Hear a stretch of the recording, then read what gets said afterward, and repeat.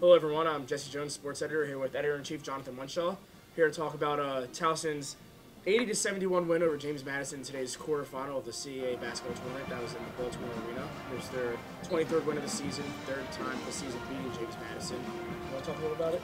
Well, the game kind of slowed down in the second half. Towson went into the halftime with a lead, but in the second half, both teams got into the double bonus by 10 minutes, with 10 minutes left in the game. So from there on out, it was pretty much all foul shooting. Towson ended up setting a team record for most free throws made. Which was, they made 39. That was an CAA tournament record. And they also set CAA tournament records for free throws attempted. 61. And total number of fouls. Yeah, there were 34 fouls called in the second half. It was very slow and painful to watch. Towson is one of the top teams in the whole entire nation at getting to the free throw line, so that worked for them. However, they only made 64%, so they're going to need to do better if they want to win the semifinals and potentially the whole entire thing. For McGlynn, sophomore guard, he had a game high 21 points on. He had 4 or 5 shooting from 3. He's been kind of quiet from 3. He went through a little bit of a dry spout, but Coach Scary brought him in to do just that, hit 3-pointers, and he's one of the best free throw shooters in the nation, over 90%.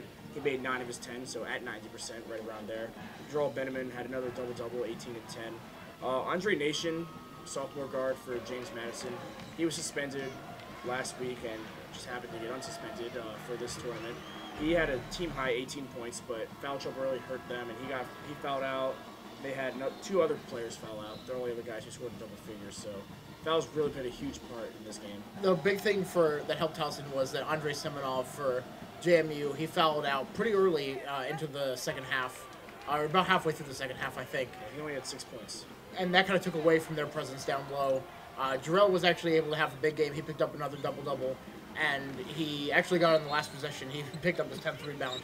But Jarrell had another big game, and Mike Burwell also had a really big game.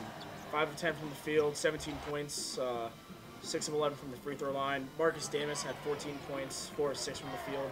Overall, pretty much everyone for the Tigers did an excellent job of getting to the hoop and drawing contact at the beginning of the game. In the second half, I think you can blame some of the fouls on the referees. They got pretty whistle happy. But in the first half, it definitely set up the pace of the game. That Towson knew they were going to get to the line through Raphael Guthrie and Jarrell both did an excellent job of drawing fouls early in the game. One thing that the Tigers didn't win was the rebounding margin, which they are the top rebounding team in the CAA. They were out-rebounded 40-26, so that was a little off. But they did a great job on defense, held James Madison just 37% from the field for the game. So when you hold a team to under 40% and you shoot that well, I guess, from 3-point range and just kind of grind it out and have their best players fall out, you're going to have a good shot at winning. William & Mary and the College of Charleston.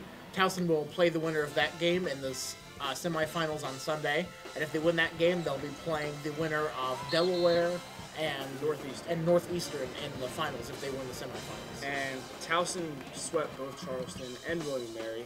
They handled them pretty well on the road, but in CQ Arena, they came down to the last few possessions for each game. William & Mary was a buzzer beater by Mike Burwell, so it'll be interesting tomorrow to see how they match up, and they're definitely going to shoot better from the free throw line. Coach Scary said they're not going to practice that or anything. They've done so well this season that he has faith in all of his guys, so we'll see how that plays out tomorrow. Thank you, Tower Light viewers. I'm Jesse Jones, sports editor. Jonathan Munshaw, editor-in-chief.